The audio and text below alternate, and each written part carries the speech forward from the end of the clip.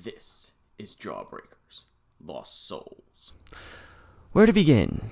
If you follow the comic book community at all on YouTube, you probably already know what this book is about. If not, there's a little bit that needs to be unpacked about this book, none of which are contained within its pages. I plan to mainly just focus on the book as it stands alone, but I do have to address the elephants and the gorillas in the room. It all started when then new YouTuber, now the YouTuber formerly known as Diversity in Comics, aka Comics with Your Boy Zach, aka Richard C. Myers, started his channel. Myers was doing reviews on mainstream comics and commenting on his take on what the comic book industry was doing and how he felt that the progressive politics, PC culture, and other social justice content was driving the industry down. The pros did not seem to care for his take. He was called racist, sexist, misogynist, and pretty much every type of istophobe there is in the book. He revealed he is a United States Marine, and some people commented that they wished he had died in combat over his views on comic books. Myers stated that he wanted to be a comic book artist but chose the path of service instead. His detractors called him a failed artist, and instead of leveling criticism, he should just put his money where his mouth is. So he did. He started a crowdfunder for the said book of this review and set an unbelievable record for funding a comic book project. The record was short-lived as his friend and cover artist for this book, Ethan Van Sciver, started his own funder and set a new record for his comic book. Then came the publishing debacle. Meyer was going to just put the book out himself, but through a contact was able to make a deal with publishing house Antarctic Press. But the deal was dissolved after comic book artist Mark Waid, allegedly, and I use this word to CMA, for as I make this review, the case is still pending, started calling the owners of Antarctic Press to harass them and blackmail them into dropping the book, which Antarctic Press eventually did. Meyer then created his own comic book company / label, Splato Comics, and filled the rewards for the crowdfund backers. I believe that the book did come out late past the promised release date, and there were issues with the packages the books were shipped in. Mine came in just fine, and that covers the backstory of this book. So after all this drama, how does it hold up? Myers promised a nostalgic 90s-style superhero action-adventure. We open with our group of heroes, a band of ex-superheroes now turned mercenaries, making a mad dash away from the Eiffel Tower after defeating some giant monster with the authorities right behind them. They jump into the Seine River to escape and hide. They get picked up by their wheelman, Killswitch, disguised as an ice cream man. Killswitch takes the crew to Nigeria. He shows their leader, Silkworm, an abandoned airbase stocked with equipment and aircraft.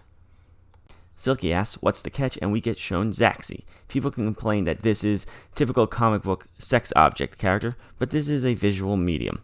A little eye candy never hurt. She is there to hire them for a job. We don't know exactly what. All we know is the group finds it hard to believe. She then dumps out a bag of precious gems, and Silky is like, sold. We cut to them tracking through the jungle, but they start getting a weird feeling, and there are strange rhythmic tremors in the ground. Silky realizes what it is. That's right, they've been driving on the back of a giant gorilla, and it ain't Magilla. Kong here stands up and tosses them all off, and they begin to fall several stories. Silky uses his powers to form parachutes for his team and a hang glider for himself. They survive, and Cuffs is the only one to manage to stay on Kong, and no, the black man doesn't die first. Fisticuffs here socks the great ape, knocking out one of his eyes with the power of 1,000 slaves. That is the line in the book. To me, it sounds like an SJW line, but knowing who wrote it, I know it isn't. I don't know if maybe it's a jab at that stuff, or if this was like the typical type of 90s nostalgic cheesy line in superhero comics, because I don't have enough experience with 90s superhero comics to tell. Anyway, here's looking at you as a giant eyeball falls from the sky and Hell Priest gets trapped inside. Devil Dog follows the bouncing eyeball, but Hostess here, that's the snack cake, not the glorified waitress, gets himself stuck in the eyeball as well as it falls into a river. Fisticuffs then launches Silky up through Kong's skull, knocking him out and then ties him up.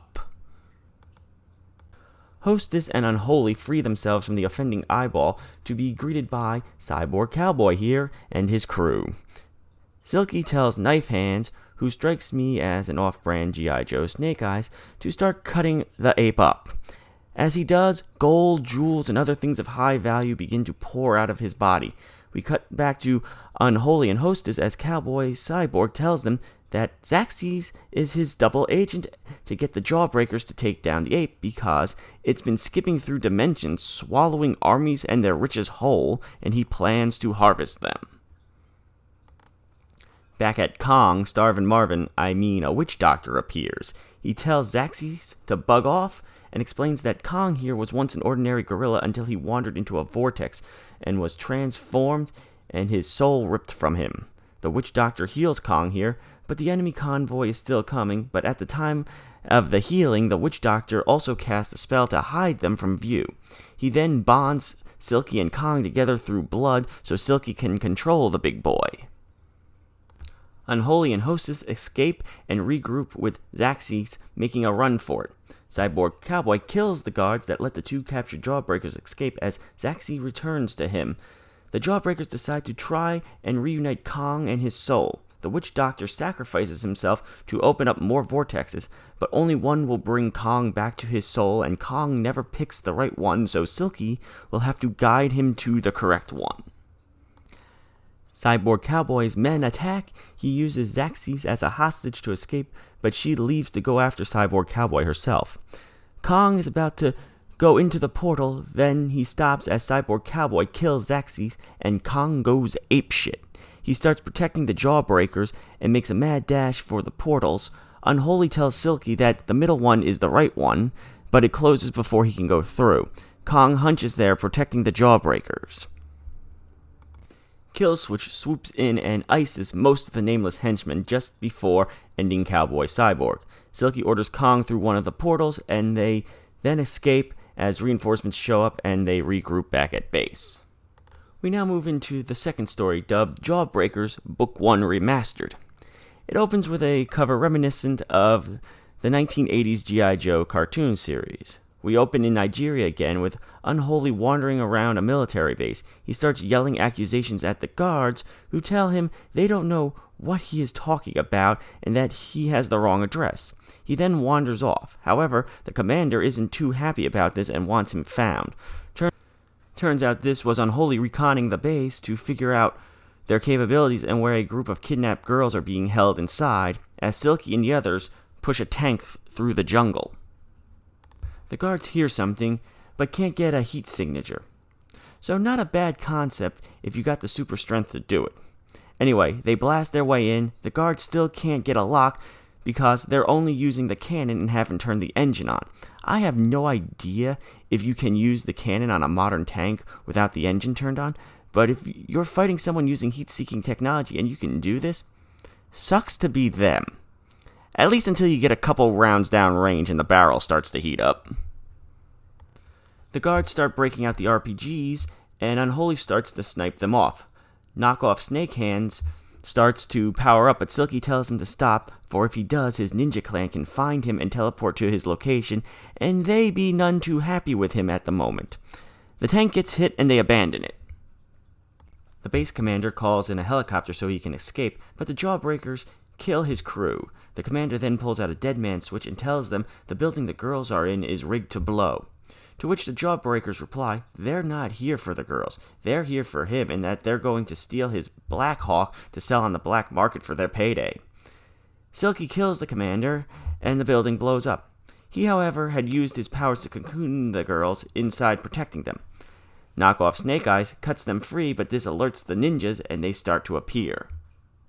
They start to escape on the helicopter, but take a hit, blowing the rotors off. Killswitch and a female companion show up in the nick of time to catch the helicopter in the back of a massive cargo plane, saving the day. Back at base, we are briefed that Killswitch's friend is a former superhero who has come to recruit them for a job. An unpaid job. It would appear that since the Jawbreakers retired from being superheroes and turned mercenaries, someone has been killing off the remaining superheroes, leaving only Blondie here. She wants them to kill a former child superhero, Star Baby, now grown and calling himself God King.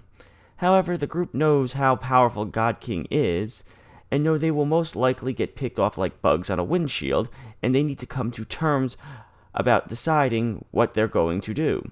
We also find out that Blondie is also Silky's daughter, who he hasn't seen since she was 6. They decide to go for it and take the job, and have to airdrop into Manhattan, because God King can use his suit to steal other heroes' powers, and has the island surrounded by a barrier. As they start to come ashore, their guns start to dissolve, and they are left defenseless, with the story to be continued in Book 2, which is the next and last story in this graphic novel. Book 2 picks up right where the last story ended, with the Jawbreakers coming ashore on the Isle of Manhattan. Hostess runs off and straight into a minefield, and Snack Cakes here gets roasted. After the "Don't die on me, man" scene, Silky tosses his body into the minefield and, ashes to ashes, dust to dust, to the shock of the rest. Silky asks Unholy if his powers can see the mines, but they don't work that way, so they call Killswitch in to drop a rubber raft, and they plan to pull back. But boom! There goes another one. Silky has knockoff Snake Eyes use his powers, calling the ninjas and dropping them all right onto the minefield, which I have to say was pretty freaking cool. That is out-of-the-box clever problem solving. Young people, take notes. Solving 2 problems in 1. They use the ninjas' corpses as stepping stones, but with the ninjas gone, knockoff Snake Eyes has no one left hunting him. He's like, "I'm outta here, bitches. Peace," drops the mic, leaving only 3 Jawbreakers. They make it to Midtown and find an old crime boss enemy of theirs now slinging hot dogs. They get him to spill on what's going on in the city. He tells them that God King has pretty much turned everyone into puppets. They can think things but can't act on them if there's a crime. He can't even tell them where to find the God King if the God King doesn't allow it. So he scrolls a message in mustard on the hot dogs to give them a clue. They make it to the building they were clued in on, and linked into a machine they find a character called Dr. Man. He tells them Star Baby, God King's origin story about how his family was trapped in another dimension, dying, and his family sacrificed themselves to form a small planet for him to live on. But then, the heroes that took over after the Jawbreakers, quote-unquote, rescued him, and this traumatized him. The good doctor's mind then gives out as a robot called Totalizer bursts in to take them all out. They run to the roof and are rescued by Blondie that somehow managed to get a small aircraft into the city. Total Serial Bot, however, shoots them down. They crash down through a building and into the sewer. They come across another old enemy, Dr. Not-So-Strange, who has been hiding to survive from the God King. Dr. Not-So-Strange takes their souls out of everybody's body, making them appear dead, so Total Serial Bot leaves his pursuit. However, Dr. Not-So-Strange is murdered by his assistant before they re-enter their bodies. The doctor can still return the others, but they are quite literally attacked by ghosts from their past before they can. The doctor's assistant moves in to kill Blondie, but they are snapped back into their bodies just in time for Silky to show him the twist. A rival band of mercenaries then bursts in, called the Dirt Dragons, working for God King, and takes them all prisoner. And that is where we end. Jawbreakers doesn't break any new ground, but it didn't promise that. What it promised was a nostalgic take on comics. We got 3 stories, each done in a different art style. The first one in a more modern contemporary style, and the second 2 done in styles indicative of 90s comics. With 90s storylines, the book has the right amount of cheese, camp, and fun. If you're a fan of older comics, it's probably for you. Not being a big Western comics fan myself, it took a little while for me to get into it, but by the end I was. One of the things I liked, and that it got right to me, was characters that have a previous history with the main characters don't leave me confused like other comics set in a massive superhero-filled world but don't exist in a massive multiverse. I always feel like I need to know more about these characters to get what's going on, and that there's are decades-long histories, but I have no idea what they are and have no way to find them out because they've never actually been put to paper. The one thing I didn't like was the book doesn't feel like a first volume. It feels like a volume pulled out of the middle of a series somewhere. But at the end of the day, I'm still looking forward for more. As for next time, we've had our mercenaries. Now, I think it's time for an invasion. See you then.